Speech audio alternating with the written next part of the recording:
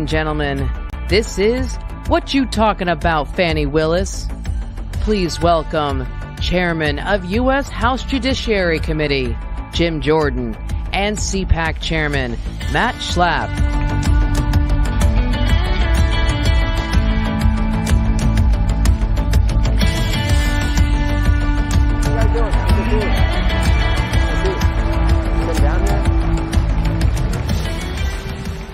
Hey, guys. Can you imagine? I get to ask Chairman Jim Jordan questions. You're usually the one. Well, okay, so let's start off with what's on a lot of people's minds. You know, does she not understand we can still be friends, but the love is over? Does Nikki Haley not kind of get what we're saying?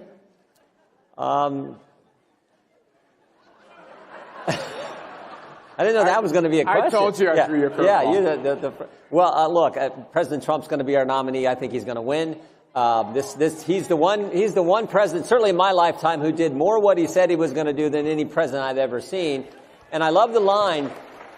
When we talk about the weaponization of government, just look at President Trump and the escalation that the left and the government have taken to going after this guy. I mean, it started with the spying on his campaign, then it was the Mueller investigation, then it was impeachment, then it was a raid on his home, then it was the 14th Amendment, his 4 different, 2 state cases, the 2 federal cases, all the indictments. It's gotten ridiculous, but he has a great line, and you've all heard him say it. He says, they're coming after me because I'm fighting for you. And that is so true, and that's why I so appreciate President Trump. So, yeah, let's get behind President Trump and let's win this thing. Thing on, huh? Yep. He actually changed it. When we were out in Iowa, he changed it. We were at this nice rally he did when it was like minus 20 degrees out there, and he still had people showing up to hear him. But he changed the line. He said, they're coming after my freedom because I'm fighting for yours. And I told him, I like that even better because it is so true, so accurate, what we see with the federal government, these agencies, what they're doing to we the people. And he is fighting for us. And so let's get behind him and make sure he wins in November. I'm not sure if Jimmy Kimmel understood what the title of this conversation is. What you talking about, Willis? Bonnie Willis. Did she get back to you today? Yeah, we subpoenaed her. Not yet. I just talked to her staff. Wait, is she supposed to get back to you today? Yeah, she's supposed to get documents. Well, did you hear from her boyfriend? We haven't. So I was talking about this in the office, and I said Fonnie Wade, and it was like a Freudian slip, like it's Fonnie Willis and Nathan Wade. So. No, we haven't heard back from her yet. We'll see what we get from her. But there's a whistleblower in her office who we have talked to, the committee staff. Yeah, and she, the whistleblower, I think she's like 4'11", but Fonnie Willis had 7 police escort her out when she fired this lady, because this lady raised the concern that Miss Willis was not spending federal funds and not following the rules of the grant and the grant dollars in the appropriate manner. So she raised this concern, and then Fonnie Willis fired her. She's now talking with our office, and we'll see where that goes. And that's why we subpoenaed for records and documents related to this. We'll see what we get. There's still a few hours left in today. She also was interesting. She, instead of accepting service on the subpoena, she made us send the U.S. Marshals. Even though our office had talked with her office, we've had correspondence back and forth, she made the U.S. Marshals take the subpoena there. So go figure. This is Fonnie Willis, and we all saw her, I think, her attitude on display when she took the stand a few weeks ago. I thought it was a skit, but I think it actually was real life. It was real. Real. We sent out a tweet that said we didn't invite Fonnie Willis to CPAC, but there is a Fonnie sandwich with a chaser of Grey Goose vodka if you have enough cash, ready cash in your pocket. Yeah, the comedy routine from Mr. Schlapp coming out today. That's awesome. It's been a long year, Jim. But we appreciate what you do. We appreciate what CPAC has meant for conservative principles for a long, long time. Thank you. It means a lot. You're a hero to a lot of us for a lot of reasons, but you have a 100% rating in our scorecard. You've had, as you have now, in positions of importance, big titles, just always do the right thing. And you always vote right. Well, how come you don't wander off and get this kind of Potomac fever like everyone else gets? I mean, you're being kind. But is it because you're not a senator? There's lots of good senators, too. I appreciate that. Look, I say this all the time. You probably all heard me say it. I think we make the job way too complicated. You're a member of Congress, you're in public office. It's really, your objective is really pretty basic. What did you tell the voters you were going to do when you put your name on the ballot, you ran for the office? If they, in fact, elect you, go do what you said. Go fight for the things you told them you were going to. That's how this compact works between the elected officials and the people we get the privilege of representing. And I try to remember that when I think about the people in West Central, North Central Ohio, and the 4th District. Anybody here from Ohio? There we go. By the way, the room looks pretty full. Yeah. Room looks pretty full. I wonder why. Yeah. Wonder why. I think you're liked. Yeah. You know, Mercy, who's sitting over there, worked for President Trump in the White House, and Mercy and I worked in the Bush White House together. That's a whole other story. But the White House counsel is one of the most important jobs in that White House. By the way, whenever you're the White House counsel, if you work for a Republican, everyone knows who you are. There's stories constantly about all the legal turmoil about every Republican president. I don't know if people realize that Joe Biden has a White House counsel. He's pretty much anonymous. I've never read stories about him. I'm reading that his office is coordinating and meeting at least with Fani Willis, with her then boyfriend, meeting with the folks who are going after Trump President Trump in New York. Yeah. Shouldn't we know who this is? And why is he getting away with what I view as, this is me, not you, as an American citizen? It looks like there's a lot of coordination from the White House on running cover on Hunter Biden and Biden Incorporated and the attack, this persecution on President Trump.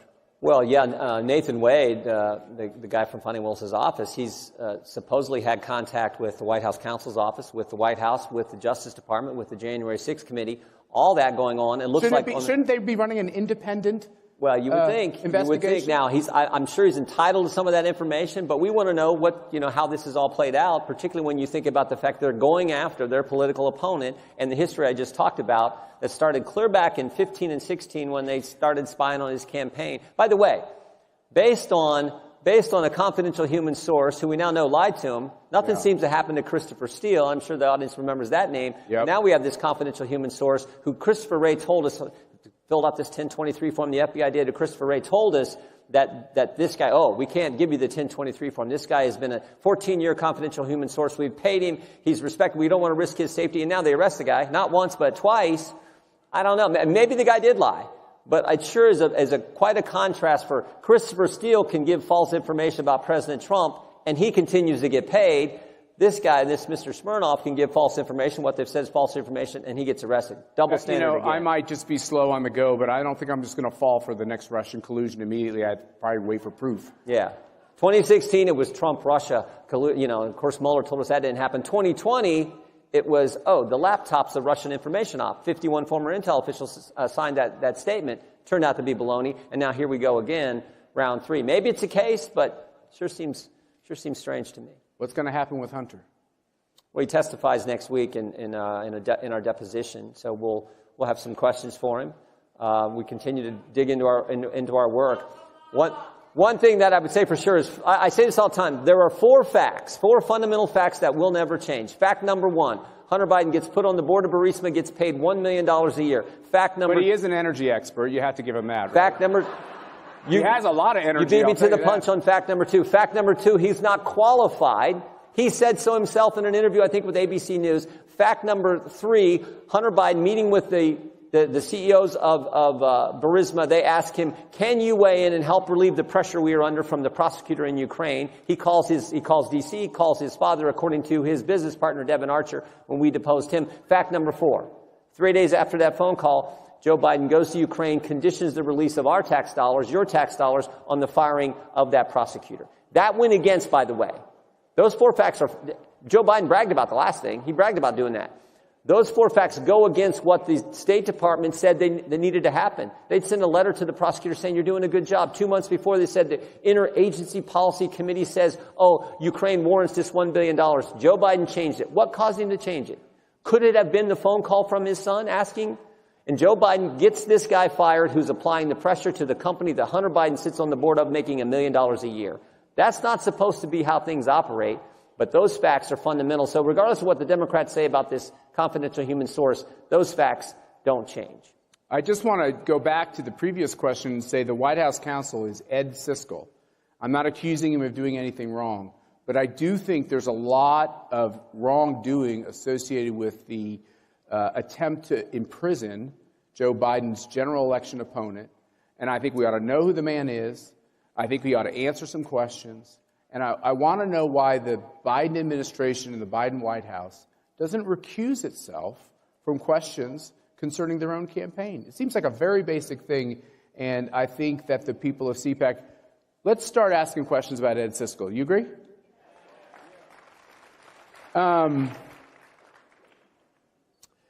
You have all these victims. You went back through Russiagate, Russian collusion, what went on during that 2016 campaign. Mercy and I know this.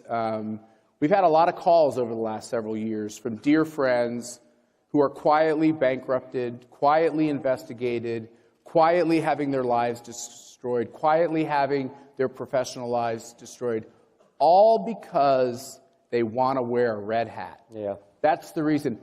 I have an interesting question for you, something for you to consider.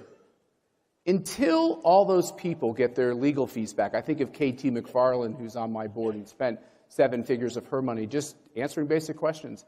Until all these victims, we have these J6 victims who were in the crowd, others, until they were made whole financially by our government who wronged them, and by DOJ in particular, won't the wrongdoing just keep going on and on and on? No one seems to go to jail. Now, there is some positive, because we focused on this, I mentioned earlier, this weaponization of the very agencies that are supposed to serve we the people that have been turned against us. So this weaponization. And it's more than one or two, right? Right.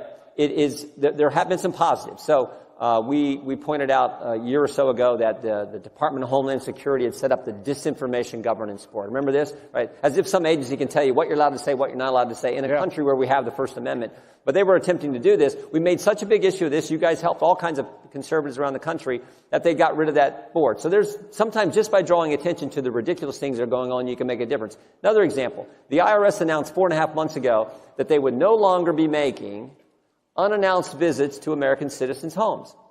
And Danny Werfel, the commissioner, that's a good thing, yeah. Danny Werfel, the commissioner at the IRS, said, well, we're doing this because we're concerned about the safety of our agents. Baloney. They're doing it because we caught them knocking on Matt Taibbi's door at the very moment he was testifying in front of the Select Committee on the weaponization of government. Now, you can't make this up. He's testifying, talking about, and Democrats are asking about to reveal his sources, attacking First Amendment free press rights. While he's explaining to them why you can't do that in this country, why he didn't have to divulge his sources, the IRS agent was knocking on it. Turned out they actually owed him money. It wasn't the other way around. Go figure. So sometimes just by highlighting these things, you can have an impact. We just got to keep it up. And then we're also going to be focused on legislation, particularly where the government is involved in censoring American speech. You have a cause of action. So we got legislation that Mr. Bishop and Ms. Hageman are going to introduce on the Judiciary Committee that we think will help address this situation. By the way, that is the most important thing. All this other crazy stuff that the left has done, we can recover from it all. But if they take away our First Amendment liberties, I always tell folks, we have 5 rights under the First Amendment. Your right to practice your faith, your right to assemble like we're doing today, your right to petition your government, free press, free speech. All critically important, but the most important is your right to talk. Because if you can't speak, you can't practice your faith, you can't share your faith, you can't petition your government, and you don't have a free press. And that is what they're going after. And so we are really focused on that more than anything else. So, God bless you for that. So back when I was had a little more brown hair, I did have brown hair at one point, by the way. And I worked on the Hill. President Clinton, and it was really Hillary, let's face it, she corruptly fired the travel office because she didn't like what they were doing. And the Republican majority came back and made those people whole. They gave them back their pensions. They helped them with their legal fees. What CPAC, I think, would like to do is partner with the good guys like you to make sure, not more spending, but DOJ has a lot of little slush funds over there, and they don't always go to good causes. I just think we should have some more funds over at DOJ that go after, if the United States government goes after you for years, uses every penny of your savings, or you have to hire all these expensive lawyers and go through all that process, you get down to the end, and they give you a parking ticket, I think you deserve to be made whole. Well said. Yeah. Finally, talk about these First Amendment freedoms. By the way, freedom of the press is not the first one. Sorry, guys in the back, but they always think it's the first one. But it's a very important one. Sure is. Catherine Herridge, what is going on? Well, we're trying to dig into this, but what happened here looks really, really wrong in my judgment, because they've grabbed everything. So this is her sources, her information. And that is just does not happen when you're talking about the press. We're talking about what CBS, just as this breaking story, CBS fired Catherine Herridge, who, by the way, has done an amazing job, an amazing journalist, fair journalist, and grabbed her stuff. I mean, literally grabbed her stuff. So this is, again, I think this further encroachment by folks on the left, which now unfortunately controls the Democrat Party, this encroachment on First Amendment rights. And, you know, think back to COVID. They told Americans, we had governors and mayors tell Americans, you can't go to church on Sunday. In America? I mean, think about that. The government closed down the church. Yes, it's crazy. That I remember I gave a speech to the New Mexico Republican Party in Amarillo, Texas, because their liberal Democrat governor wouldn't let them assemble in their own state. So they had to go to Texas to get the freedom to assemble. And on it goes. So and it's I think scary. A lot of them just ended up staying because it was a much better place. Maybe. So, yeah, this is scary what's happening to Catherine. Many of you, I'm sure everyone knows what great reporting she has done over the years, both for Fox and then for CBS. But what CBS has done just doesn't make sense, and something that we're going to dig into. So I think the biggest problem we have, despite all the policy and constitutional crises and everything else, the biggest problem we have is in our own hearts. A lot of people are giving up. They're saying we've lost so much ground. We've already lost the Constitution. They cheat in elections. We can't win elections. It's too late. We believe at CPAC, one of our biggest jobs is to wake those people up and make them understand this in November is folks who might have given up. The people. I mean, the left controls big media. The left controls big tech. The left controls big corporations. The left controls big sports. The left controls academia. The left controls Hollywood. The left controls the bureaucracy, which is crazy. The left now controls the United States Senate, and they control the White House. But the left doesn't control we the people. Amen. And that is always what this country is about. And that's why you guys are here. We remember that. And remember, there's a guy at the top of the ticket who has you mean the really big guy, or? I mean President Trump, who's going to be at the top of the ticket, who cares about that First Amendment, cares about this great country, and is just as positive as you can be in spite of everything that's happened to him. You know him. I've gotten the chance to know this guy, but he is such an amazing guy who loves this country, loves regular people like folks in this room, and is willing to go fight for us because he cares about the greatest nation ever. Are we going to win? We are. Yeah. I think that's a great way to end it. Thank you, Jim Jordan. Thank you. Thank you all. God bless.